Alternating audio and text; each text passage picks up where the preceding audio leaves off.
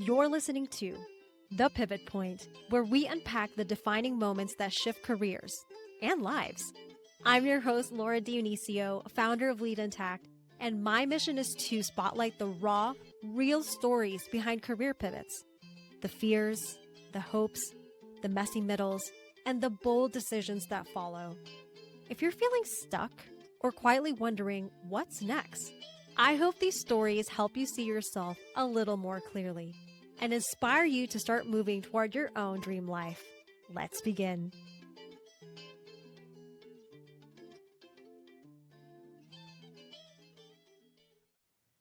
Hey there, welcome back to The Pivot Point. I'm your host, Laura Dionisio, and if you're new here, honestly, your timing is kind of perfect. So here's what's happening. We are taking a short pause from new episodes, 4 weeks to breathe, reset, and get ready for what's coming next season. Why? Because it's been 41 episodes and it is time for a break, y'all. But here's the thing. I'm not just going to go radio silent on you. Over the next 4 weeks, I'm bringing back 4 episodes that I think deserve a second listen or a first if you're just finding me. And we're starting with my pivot point. Now, just to be clear, this is not the pivot point of me leaving corporate. That's a story for another time. This is the episode where I'm talking about the moment that started it all.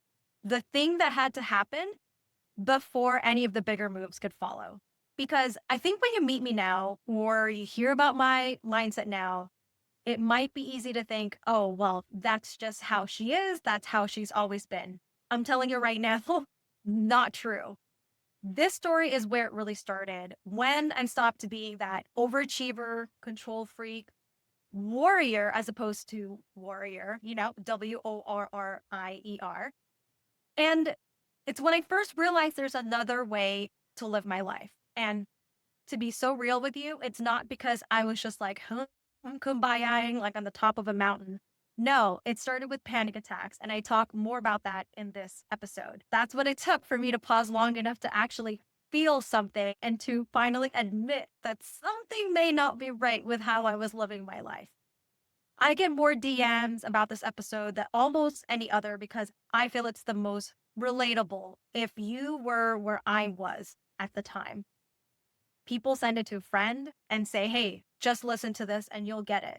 You'll see what's actually possible. Because if I can go from where I was to where I am now, then so can you.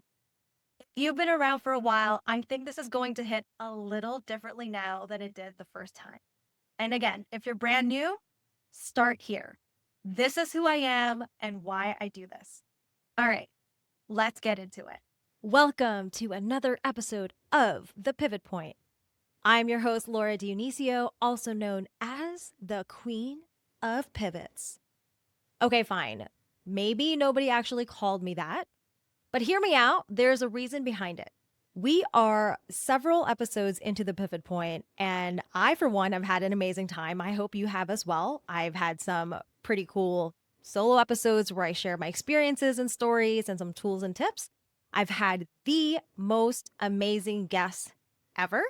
And so I thought it was time to reintroduce myself, give a little bit more of my background, and more importantly, share why the pivot point, why this topic and this particular phase in life is so near and dear to my heart.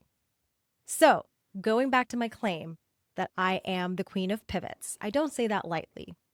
I say that because I started pivoting actually in childhood. I have what I affectionately call a cha-cha childhood. I was born in the Philippines, moved to the US age 4, moved back to the Philippines age 8, and then moved back again to the US age 14. Growing up, for me, change was a norm. It was just something that happened in life. It was all that I had known, really. So I took that with me in my teenage years to my adult years, and then finally when I entered the career workforce.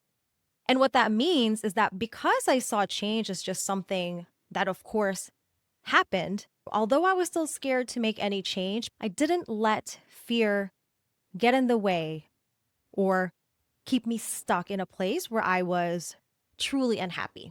What do you think it would look like for you if you viewed change as the norm? Do you think this would help in your decision making? Do you think it would allow you to have more courage, be a little bit more brave, and pursue your desire? I'm curious. Let me know in the comments. I'd love to hear from you. For me, at least, it definitely made me a lot more brave. And if I'm being really honest, it also made me be a little bit control freaky because looking back, I realized change for me was not in my control as a child. Obviously, I was not the one who decided to move back and forth between countries. However, as an adult, because I saw change as something, this is subconscious, of course, because I saw change as something that was inevitable, I was like, well, if it's inevitable, then I better be the one to make all the decisions. That meant that in adulthood, as I navigated my career and also like life transitions, meaning moving and things like that, I felt like I needed to be in charge the whole way through. What this looked like was if I had a desire to do something, I needed to be in control of every step of the way. I needed to plan it out. I needed to have a plan A, a plan B, and then steps mapped out for all of it. And guess what? It worked really well for me. I got a lot of accolades at work. I was applauded for being such a future oriented thinker, applauded for coming up with plans, applauded for being able to be put in situations, projects, and the like where there was almost no definition and coming up with definition. And honestly, I thrived. I loved it. And over time, it kind of just built up. I found myself always thinking about the future to the point where when I would finally accomplish the thing, whatever the thing was, I never took the time to celebrate. Whenever somebody would say, good job, or I would get a thank you and gratitude in form of a bonus or a pay increase or promotion, I just took it in stride and saw it as additional pressure to continue moving forward. And what do you think happens when you don't take the time to actually celebrate your wins? You guessed it. I was basically a pressure cooker waiting to burst. And just like any pressure cooker, physics dictates at some point it's gonna burst.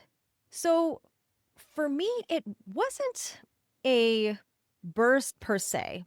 Let's just say that at some point, I allowed myself enough of a pause where I was able to let the steam out. Okay, so fine, that's a lie. I didn't allow anything. Like I said, I was a control freak. All right. I didn't allow anything. But what I did is I said yes to an opportunity. This was when I was living in Southern California at the time. I said yes to an opportunity that was completely undefined, that didn't quote unquote make sense from a career trajectory standpoint, but that my heart was urging me to take. And this was a temporary relocation assignment to upstate New York. I talk more about this in a different episode, which I'll link in the show notes. But once I got that position, once I was in New York, I couldn't do what I normally did. I couldn't plan my way through, at least not in the beginning, because I didn't know what my role was supposed to be. I didn't know who I was supposed to be working with. The roles and responsibilities weren't clear. I didn't even have a place to stay, nor could I get in contact with the organization that was supposed to help me get settled. I was living out of a suitcase for 3 weeks. Although at the time I didn't know it was going to be 3 weeks, it could have been 1 month too. I could not plan anything, y'all. You can imagine what that did to a control freak like me. It was not fun. However, I will be forever grateful for that time.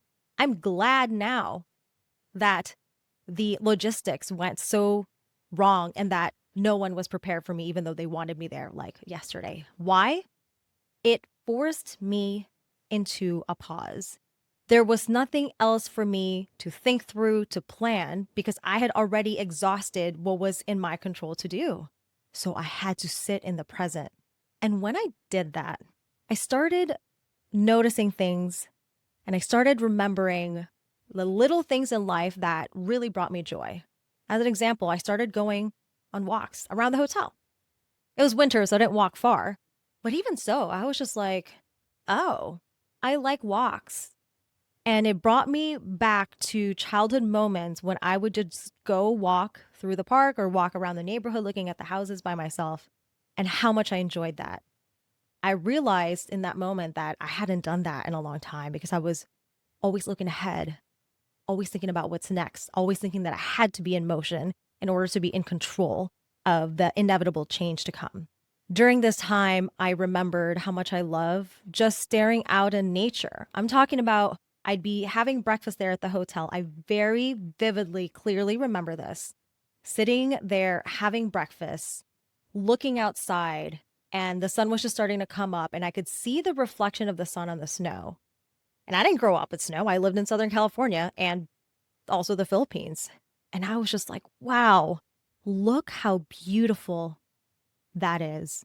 I really, really received the joy and the present that is the present time. And in that pause, my other emotions also caught up to me. The fear of doing something wrong, the fear of judgment if I didn't quote unquote perform as well as what was expected of me, because it was such an overwhelming amount of emotion in my body that I hadn't processed for years, hadn't allowed myself to feel for years.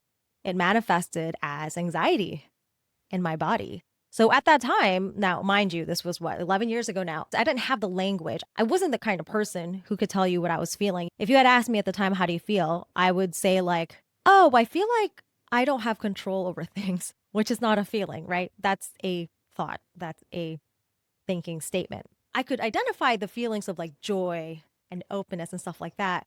But the other feelings were so foreign to me that it was like my body felt overwhelmed and it manifested into anxiety with my body. And if you're thinking like, wow, so many words, Laura, what do you mean? What I mean is like I started getting panic attacks basically. And at the time I was like, where's this coming from? All I did was look at my calendar to see what was there to do. I didn't know it at the time, but my body just needed time and space to process these unfelt emotions in my body. And it came out as panic attacks. Now, mind you, as much as I became more open to the present and as much as I learned to really love the really simple day to day things, I still didn't really have the tools or the capacity to understand what was happening. So, my mindset at the time was I cannot be walking out of the office for 20 minutes a day just so I can breathe better. This is impeding my performance. We cannot have that. I'm not even joking. That was really how I approach things. Listeners, can you vibe with that? Tell me I'm not alone. And doesn't matter what the motivation is. Kudos to past me for recognizing that there was a problem and I needed to do something about it. So that was the doorway to me starting personal development. At first, I got really hooked on Myers Briggs, and then I got really hooked on the Enneagram. And I just started learning more of these like unconscious beliefs, limiting stories, that kind of thing. And as I started to grow language around my experience, I dropped the narrative of I have to do this because my performance is being impeded. And it just became a joyful, fun thing for me to learn about myself. I was just like, wow, my inner world is so cool because as I was doing the inner world, it wasn't all like, what is my fear? What are my limiting beliefs about myself? It was also like a reclamation of all these beautiful things that I loved as a child that I completely forgot about in lieu of being a high performer. So that was really the start of me really, really doing the inner work. Now, over time, what I noticed is that the more I did the inner work, the more I actually did perform better at work. And I was starting to understand that, oh, I am one person. I am not like, oh, at work, I must show this persona.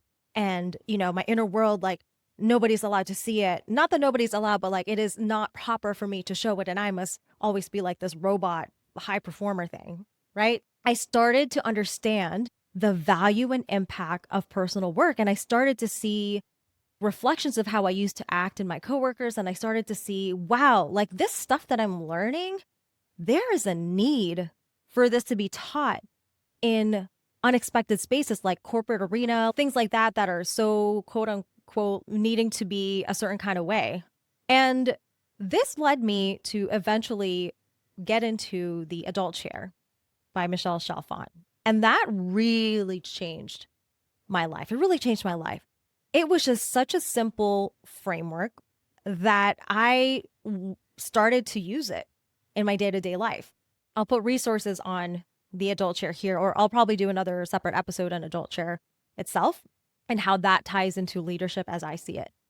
But in any case, I got so, I guess, involved, or like I was so touched by the adult chair that when Michelle announced that she was doing a coaching certification program, there was something in my heart that said, go for it. Did I listen? Not at first. Because again, I was still now at this point, this was like 5 years ago now, 5 or 6 years ago. And I was still very corporate heavy, like care very much about my career. So in my mind, the logic, quote unquote, was like, why would you pay close to 10K at the time for a certification that is not directly applicable to your career?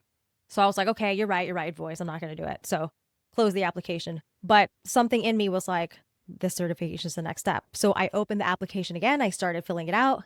And then the other voice was like, okay, maybe this could help you in all the volunteering work that you do. Because at the time, I was heavily involved in a volunteering organization for women, specifically in the leadership aspect. I was the VP of education. And so the voice in my head was saying, why would you spend 10K on a program to help in the space where you are volunteering? There's no ROI here, or the ROI is not great. So I was like, okay, you're right, voice, you're right. But then finally, another friend who was following the adult chair texted me and said, hey, I heard that Michelle's doing a coaching certification. I think you should do it. And almost like I just needed that outside validation that was already saying what my heart was saying for me to be like, all right, I'm going to do it. Best decision of my life. Best decision. Why? Because it opened up a whole new career track, if you will, at the time that I didn't know was going to turn into what it is today. If I hadn't said yes to me at that time, I think about all the clients that I've helped in the 4 years that I've been doing this, I wouldn't have been able to help them. I wouldn't have been able to walk through with them as they were making their own bold pivots. I wouldn't be able to stand up and teach a group of life coaches why their voice matters and who their target audience is and how could they be best of service. I wouldn't have been able to instill confidence in the entrepreneurs that I talk to. I wouldn't have been able to really give advice and guide other people who are looking to have that uncomfortable but needed conversation to their boss about a promotion or about a pay increase. All that I would have missed out on, my clients and all my other peers and friends who I've helped along the way would have missed out on if I didn't say yes to me. So it didn't make sense at the time, but it makes sense now. And that was really the first time, like I said, queen of pivots, been pivoting since childhood, but that was the first time I not only made a bold pivot, but it was a bold, heart led pivot. The first decision that I made that I allowed my heart to lead. And I'm so grateful for it. Over time, I really started to pay more attention to like, what are some of the processes that I've come up with on my own? Like, because I have basically taken the adult chair model. I have taken certain things like Simon Sinek's, like start with why. I, over the years, have started to come up with my own frameworks, processes, and that kind of thing so that I can help people even more in their own pivots, whether it's career or life oriented. And I have to say, it's interesting. I am 4 years now into this business and I have changed my marketing a little bit, the positioning a little bit. But now that I'm here in this moment, I realize that my gut instinct to focus on leadership, basically teaching people to stand up and let their inner leader shine, is still actually true. Yes, I love to be of service to those who are looking to understand what their next bold step is in their career and or their life. And in order to do that, it really does start with you allowing your inner leader to step up and say, yes, I am the leader of my life. Because here's the thing, you could just live your life just kind of like going with the flow, letting things come to you and maybe saying yes and staying comfortable. And if that's your jam, awesome. Have fun. But if you're here listening to me, if you're attracted to my messaging, or you're just like, there's something about Laura, I'm into her vibe, that tells me that there is a small voice inside you that's saying, no, I'm ready to expand. I'm ready for what's next. I'm ready to be bold. And if that's the case, the first step is to see yourself as a leader. Because I will tell you, if you don't see yourself as a leader, there can be this amazing opportunity in front of you, but it may not be clear at the time that it's an amazing opportunity because maybe it's not what you're used to. It's not quote unquote in your field. And if you're just kind of going off of a playbook that says you're supposed to be safe and stay in your lane, so to speak, you may not even say yes to that opportunity that's like been handed to you. If you see yourself as a leader, to me, there are three components of that. Then that means that you are aware of how you're feeling. You're aware of what's going on in your inner world, like your feelings, what you really want, what you're scared of, what your limiting beliefs are. Okay.